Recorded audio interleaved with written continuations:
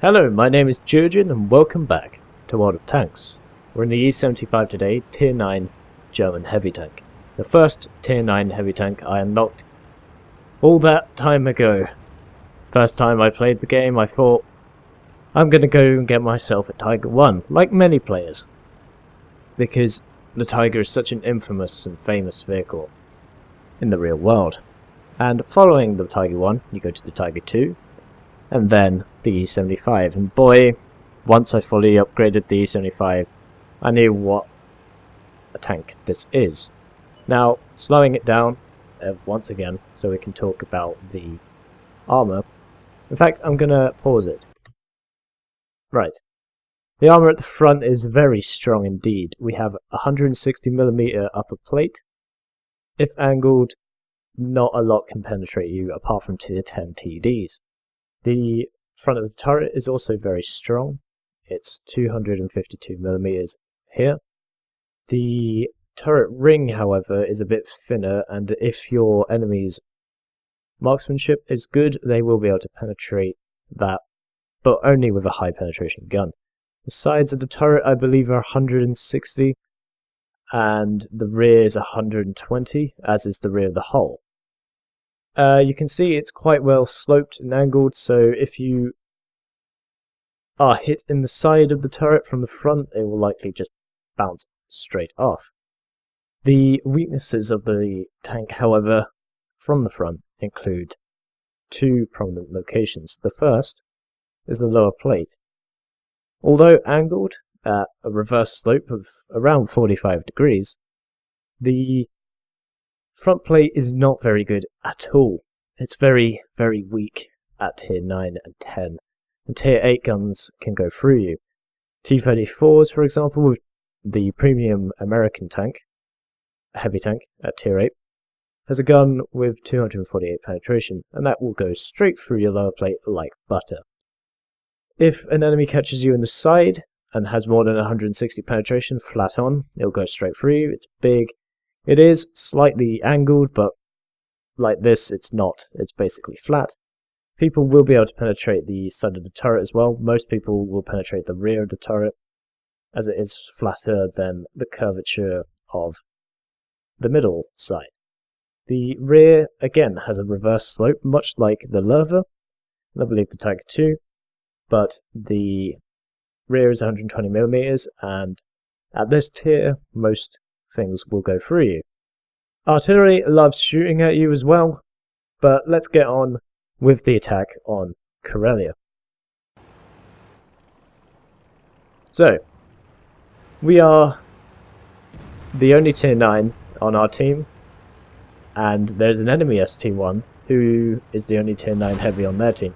They're a very, very good player.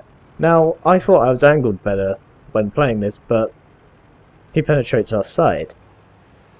He has a very good high penetration gun.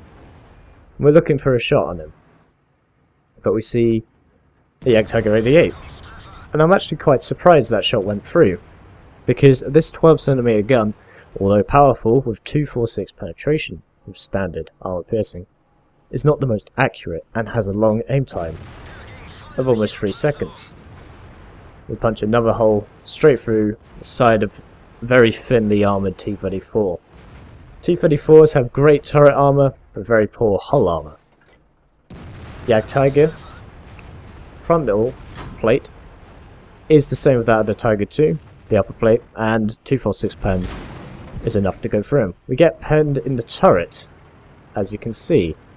That weak spot of the cupola is easily penetrated by the T-34. We're trying to keep our turret armor facing the enemy, and the Tiger has very little chance of penetrating us. The reload is quite long though, but another healthy amount of damage into the Tiger there.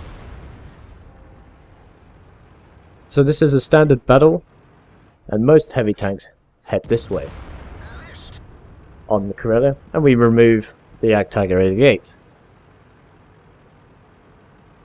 Securing our first kill.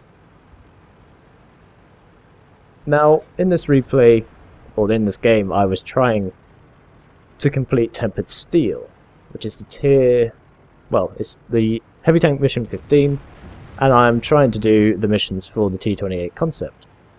And in the mission, you have to achieve 8,000 damage 8,000 hit points of health via damage blocked from enemy fire, and the amount of hit points in your vehicle. You also have to win the battle in order to do the secondary conditions and get the mission completed with honours. So let's try and do this. We've cleared up the T-34 and the first Jagdtiger, and now we're engaging a second Jagdtiger straight through the frontal plate. And now we have to wait for a 12-second reload, which is the downside of this gun, although it is powerful. You see there we have to move quite a lot forward in order to get a shot on him. But we bounce his return fire.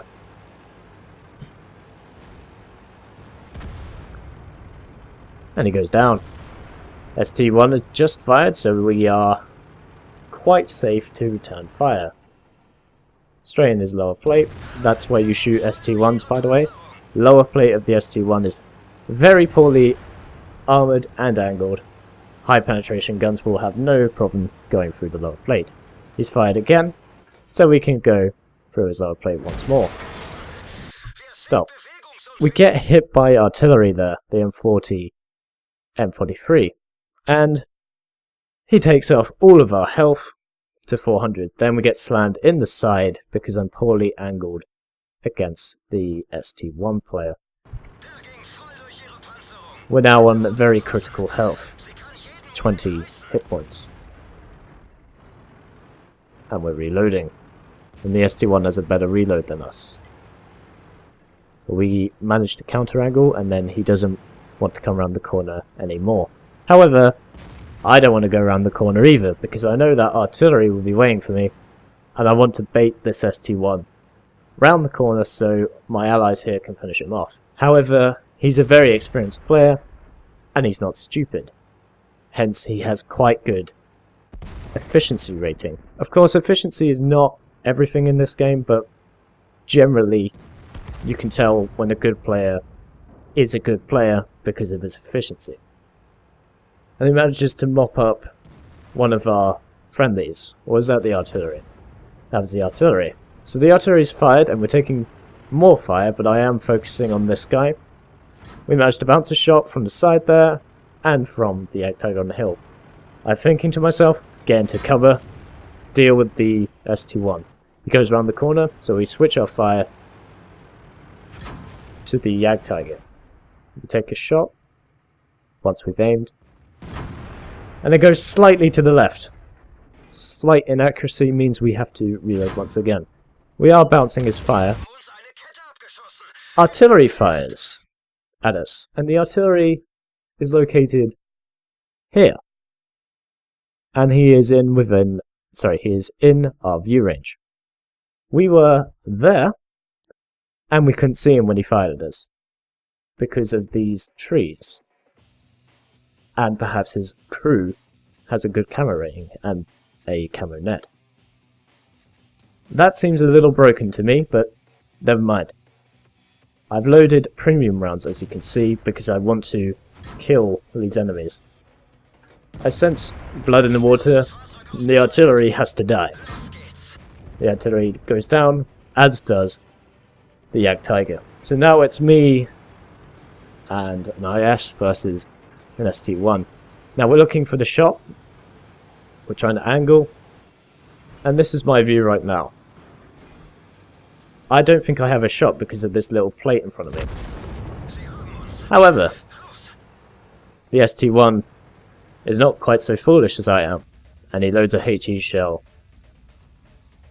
Makes the connection to the front of the turret, probably underneath the gun, and HE damage kills me. It doesn't penetrate, but because it's a high explosive round, it doesn't need to, and it mops up the rest of my 20 hit points. So that's game over for me right now, and I'm on 2 kills, 4,575 damage done, and I'm thinking, it's over, I can't do my mission. the enemy outnumber us 5-3. Let's see what our teammates can do. We skip to this 1390. And I'm thinking maybe the ST1 isn't facing it.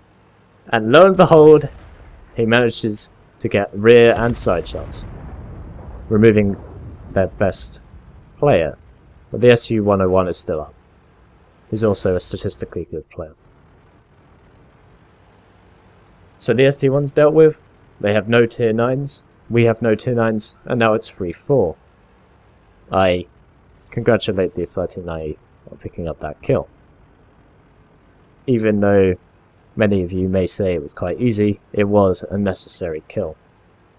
He's now reloading. So the lever is on half health, as is our 1390 here. SU-101 has been spotted in the field, over there, and he manages to get a shot into the lever. The lever returns fire and removes the SU-101, making it a 2-on-3 situation. Now, for you light tank drivers, what this 1390 is doing is a perfect play. He's taking cover behind the rock, and he's using these two trees.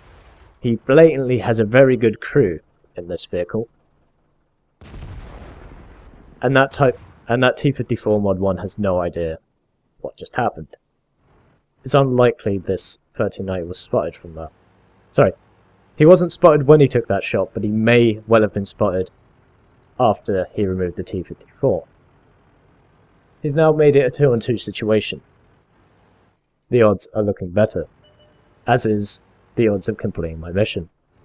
He spots a lurver on 76% health, 3/4 hit points.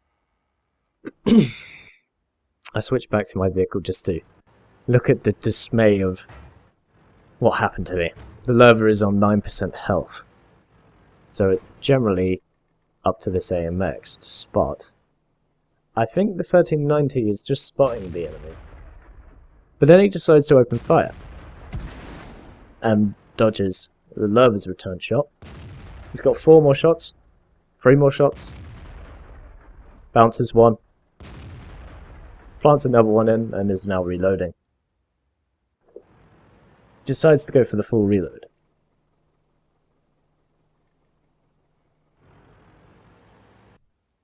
Now, the lurver should push forward, because he knows that the AMX is reloading. Or alternatively, he could pull back and try and use view range and his sniper-like gun to remove the 1390. The lurver on our team is quite slow, which is expected of the lurver. It's very big and fat. It doesn't have a very, very powerful engine, but it is managing to get there. 1390 is respotted the lurver, and the lurver has pushed forward into the lower hill. He's trying to get his depression. He sets it on fire. Manages to kill him before the lurver reloads. T-32 also spotted, and he goes down. Well played to those two players. They managed to secure the mission for me. So, let's look at the post-game stats. So, post-game statistics. 67,000 credits earned, 3,080 experience. High caliber, because we did 4,500 damage. 5 for effect, and a second class mastery badge. We damaged all of these vehicles, destroyed 2 of them, and spotted 4 of them. We did some critical damage as well to the Jagdtiger, 2 of the Jagdtigers, and the T-44. Team score, we came second on experience earned, because this 1390 played exceptionally well. So, Taki, 1990, belonging to Tesla, the clan Tesla, well played to you, 1100 base experience, not bad at all. But back to me, we did the most damage of the team, which is expected. If you're a tier 9 heavy tank in a tier 8 game and you're shooting at tier 8s and 7s, you should do the most damage, if you're the only one. On the enemy team, this ST1, my nemesis, he did very well. 3,800 damage to his name. Commiserations for the loss. Detailed report. 12 shots fired, 11 hits and 10 penetrations. We blocked 3,080 damage via our armor, did 4,575 damage, and our hit points of 1,920 means that we did our 8,000 total. More than our 8,000 total. The credits, however, we didn't really make a huge profit, 25,000, still good, but we spent quite a lot of ammunition, especially those couple of gold rounds we spent. The APCR costs quite a lot on this machine. And then you can see the breakdown of the battle. We died halfway through the battle, pretty much, and the rest was between the last 3 or so players on each team, as is the way with certain games in World of Tanks. And the rest, you can see the experience, how the experience was broken down. Anyhow, I hope you enjoyed the replay. It was a very good game. I enjoyed playing it. Very good job on the 1390 and the lava at the end. And we managed to complete the heavy tank mission 15, Tempered Steel. As always, I've been Geogen. This has been World of Tanks, and I will see you chaps and chapettes in the next one.